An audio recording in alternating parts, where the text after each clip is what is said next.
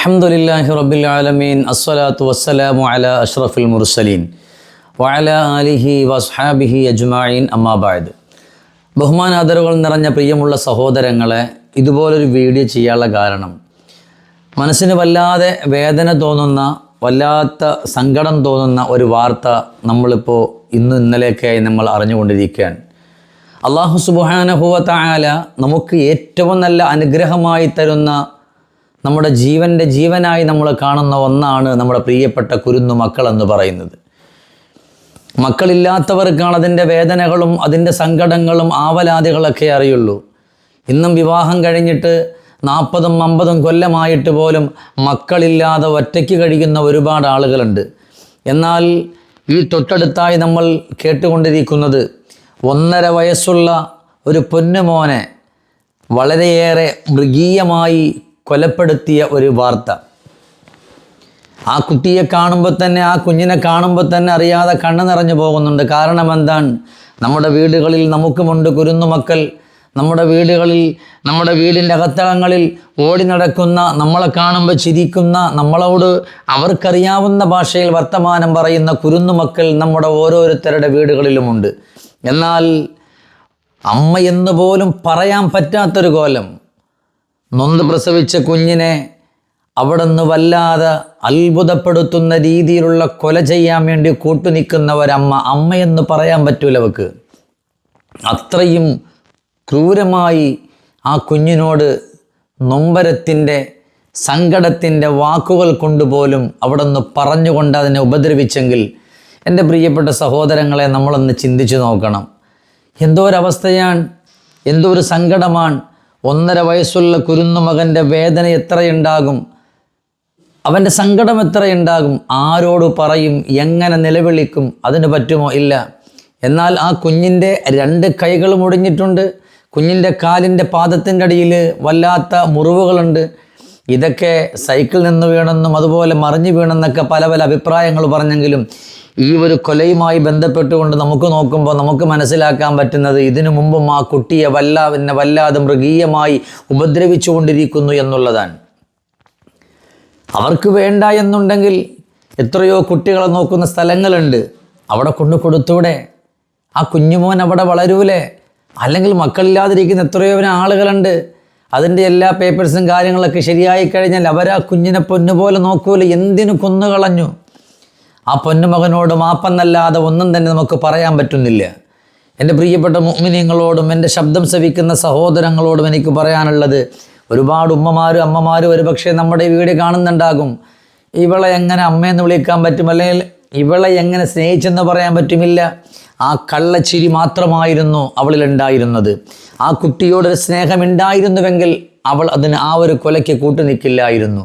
ഇല്ലേ? ചിന്തിച്ചു നോക്കിക്കേ. എത്രയോ പാവങ്ങൾ മക്കളില്ല എന്ന് പറഞ്ഞ് കരഞ്ഞ് തളർന്നിട്ട് പല സ്ഥലങ്ങളിൽ മുന്നോട്ട് കടന്നു വരുന്നുണ്ട്.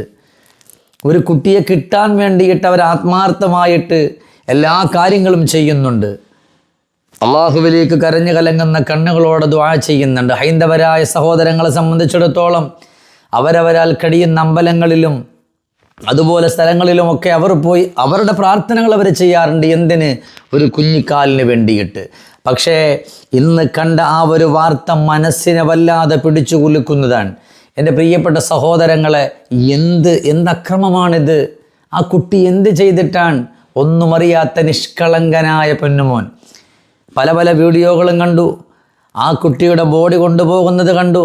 അതുപോലെ ആ കുട്ടിയുടെ ബോഡിയുമായിട്ട് കടന്നു വരുന്ന രംഗങ്ങളൊക്കെ കാണുമ്പോൾ അറിയാതെ കണ്ണു നിറഞ്ഞു പോകുന്നുണ്ട്. എന്തേ കാരണം എന്നറിയോ? നമുക്കുമുണ്ട് മക്കൾ.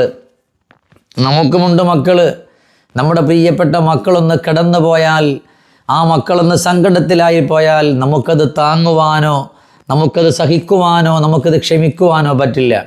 അതാണ് മക്കളെന്ന് പറഞ്ഞാൽ ദൈവം തന്ന ഏറ്റവും നല്ല അനുഗ്രഹമാണ്. അള്ളാഹുവിൻ്റെ ഖുർആനിൽ പറഞ്ഞത് അൽ മാലു വൽ ബനൂന സീനത്തുൽ ഹയാത്തുദ് ദുനിയ എന്നാണ്. മക്കളെന്ന് പറഞ്ഞാൽ ഈ ദുനിയാവിൻ്റെ ഏറ്റവും നല്ല അലങ്കാരമാണ്, ഈ ദുനിയാവിൻ്റെ ഏറ്റവും നല്ല സൗന്ദര്യമാണ്. ഇല്ലേ എൻ്റെ പ്രിയപ്പെട്ടവരെ, ആൺകുട്ടിയാണെങ്കിലും പെൺകുട്ടിയാണെങ്കിലും അവരോട് നല്ല സ്നേഹത്തോടെ നല്ല സന്തോഷത്തോടു കൂടിയിട്ട് അവരെ ഇഷ്ടപ്പെട്ടുകൊണ്ട് കടന്നു വരുന്ന, നൊന്തു പ്രസവിച്ച ഒരു പെണ്ണിനും ഒരു കുട്ടി പനിയായിട്ട് കിടക്കുന്നത് പോലും അവർക്ക് സഹിക്കില്ല. ആ കുട്ടിയുടെ കാലിൽ ഒരു മുള്ളു പോലും കൊള്ളുന്നത് നൊന്തു പെറ്റ ഒരു ഉമ്മയും ഒരമ്മയും സഹിക്കില്ല. എൻ്റെ പ്രിയപ്പെട്ട സഹോദരങ്ങളെ, ഈ തൊട്ടടുത്ത് നമ്മളൊരു വാർത്ത കണ്ടു. ഓടിക്കൊണ്ടിരിക്കുന്ന വാഹനത്തിൻ്റെ മുമ്പിലേക്ക് കുട്ടിയെടുത്ത് ചാടിയപ്പോൾ ആ കുട്ടിയെ രക്ഷപ്പെടുത്താൻ ഒറ്റ വഴിയേ ഉള്ളൂ. അമ്മ എത്രയും പെട്ടെന്ന് ചാടുക. നേരെ ചാടി കുട്ടിയെ പിടിച്ചിട്ട് നേരെ അമ്മ പോയത് വാഹനത്തിൻ്റെ ടയറിൻ്റെ ഇടയിലേക്കാണ്. അതാണ് അമ്മ എന്ന് പറയുന്നത്. ജീവനാണ് മക്കളെന്ന് പറഞ്ഞാൽ. എന്നാൽ ഇവിടെ കണ്ടുപോയത് അമ്മ എന്ന് പറയുന്നതിന് പകരം അവർക്ക് പറയാനുള്ള ഒരു പേര് മൃഗമെന്നാണ്. എൻ്റെ പ്രിയപ്പെട്ട സഹോദരങ്ങളൊന്ന് ചിന്തിച്ചു നോക്കിക്കേ. നൊന്തുപറ്റി ഏതെങ്കിലും ഒരു പെണ്ണിന് പറ്റുന്നതാണോ ഇങ്ങനെയുള്ള അറും കൊലയ്ക്ക് കൂട്ടുനിൽക്കുക എന്നുള്ളത്? ഒരിക്കലുമല്ല. അതുകൊണ്ട് എൻ്റെ ശബ്ദം ശ്രവിക്കുന്നവരോട് പറ, നിങ്ങളൊക്കെ ദ്വാരക്കണം അങ്ങനത്തെ ഒരു മനസ്സ് വരാതിരിക്കാൻ. ഈ കാലഘട്ടം മോശമാണ്. ഈ കാലഘട്ടത്തിൽ ഒരു വാർത്തയല്ല, ഈ ഒരു മാസത്തിൻ്റെ ഇടയ്ക്ക് കുട്ടികളുമായി ബന്ധപ്പെട്ടുകൊണ്ട് ഒരുപാട് വാർത്തകൾ നമ്മളൊക്കെ കേൾക്കാനിടയുണ്ടായി. അതുകൊണ്ട് എൻ്റെ പ്രിയമുള്ള സഹോദരങ്ങളോട് പറയുന്നത്, നല്ല മനസ്സോടു കൂടിയിട്ട് നമ്മുടെ മക്കളെ നോക്കുകയും, ഇതിൽ നമ്മുടെ ഈ വീഡിയോ കാണുന്നവർ എല്ലാ അമ്മമാരും മോശമാണെന്നല്ല, എല്ലാ ഉമ്മമാരും മോശമാണെന്നല്ല, എല്ലാവരും മക്കളെ നോക്കാത്തവരെന്നല്ല, എല്ലാവരും മക്കളെ നോക്കുന്നവരാണ്, മക്കളെ സ്നേഹിക്കുന്നവരാണ്, മക്കളെ ഇഷ്ടപ്പെടുന്നവരാണ്. ഇല്ലേ, എത്രയോ അനുഭവങ്ങൾ നമുക്കറിയാം. കുറച്ച് കൊല്ലങ്ങൾക്ക് മുമ്പ് കാസർഗോഡ് ജില്ലയിൽ ഒരു കുട്ടിയെ കൊണ്ടുവന്നിട്ട് പാറയിലെറിഞ്ഞിട്ട് പോയ ഒരു പെണ്ണിൻ്റെ കഥ. അതും ഒരു മൃഗമാണ്, അതും ഒരു മൃഗമാണ്. ഇതുപോലെ തന്നെ ഇപ്പോൾ അടുത്ത് നമ്മൾ കണ്ടെന്താണ്, പ്രസവിച്ച ആ ചോര പൈതലിനെ ജനലിൻ്റെ പുറത്തൂടെ അങ്ങോട്ട് കളഞ്ഞു. എന്തെല്ലാം അവസ്ഥകളാണ്. കുരുന്നു മക്കളോട് സ്നേഹമില്ലാത്ത, കുരുന്നു മക്കളെ ഇഷ്ടപ്പെടാത്ത, അല്ലേ, കൊച്ചുമക്കളോട് സ്നേഹമില്ലാത്തവരായിട്ട് ആരെങ്കിലും ഉണ്ടാവുമോ? അവരുടെ ചിരി തന്നെ കണ്ടാൽ നമ്മുടെ ഏകദേശം പകുതി ഭാഗം ടെൻഷനും നമ്മളിൽ നിന്ന് മാറിപ്പോകൂലേ? അധികം സങ്കടങ്ങളും നമ്മളിൽ നിന്ന് അങ്ങോട്ട് മാറിപ്പോകൂലേ? അതൊക്കെ ഒന്ന് ചിന്തിച്ച് നോക്കണ്ടേ നമ്മൾ? എന്നാൽ എൻ്റെ ശബ്ദം ശ്രവിക്കുന്ന സഹോദരങ്ങളോട് പറയാൻ, നമ്മൾ തന്നെ പ്രാർത്ഥിക്കണം. നമ്മുടെ മക്കൾ, ആ മക്കളെ പൊന്നുപോലെ നോക്കാനും അവരെ സ്നേഹിക്കാനും അവരെ ഇഷ്ടപ്പെടാനും നന്മകളുടെ വഴികളിലൂടെ കടന്നു പോകുവാനും വേണ്ടി നമ്മൾ തന്നെ പരിശ്രമിക്കണം. എങ്കിൽ മാത്രമേ നമുക്ക് വിജയിക്കാൻ കഴിയുകയുള്ളൂ. നമ്മുടെ പൊന്നോമനകൾ നമ്മുടെ ജീവിതത്തിൻ്റെ സൗന്ദര്യമാണ്. നാളെ വന്ന് കിടന്നുപോയാൽ നമുക്കവരൊരു തണലാണ്. എത്രത്തോളം മക്കൾ നമ്മളെ സ്നേഹിക്കുന്നു നമുക്കറിയില്ലല്ലോ. മക്കൾ നമ്മളെ ഇഷ്ടപ്പെടുകയും നമ്മളെ സ്നേഹിക്കുകയും നമുക്ക് വേണ്ടിയിട്ടുള്ള കാര്യങ്ങൾ അവർ ചെയ്യുകയും ചെയ്യുന്നുണ്ട്. നമ്മുടെ വാർദ്ധക്യാവസ്ഥയിൽ ആരോരുമില്ലാതെ വരുമ്പോഴേ അതിൻ്റെ സങ്കടം അറിയുള്ളൂ. അത് മക്കളില്ലാത്തവരോട് ചോദിച്ചു നോക്കണം. അവരുടെ സങ്കടങ്ങളും അവരുടെ വേദനകളും അവരുടെ ദുഃഖങ്ങളൊക്കെ മക്കളില്ലാത്തവരോട് പിന്നെ ചോദിച്ചു നോക്കണം. അതുകൊണ്ട് ലോകത്ത് ഇങ്ങനെയുള്ള സംഭവങ്ങൾ ഇല്ലാതിരിക്കട്ടെ, നടക്കാതിരിക്കട്ടെ, ഒരു കുട്ടിക്കും ഇതുപോലത്തെ ഒരവസ്ഥ വരാതിരിക്കട്ടെ. അതിനുവേണ്ടി നിങ്ങളൊക്കെ ദ്വാരക്കണം, നിങ്ങളൊക്കെ പ്രാർത്ഥിക്കണം. അസ്സലാമു അലൈക്കും വറഹ്മത്തുള്ളാഹി വബറകാതുഹു.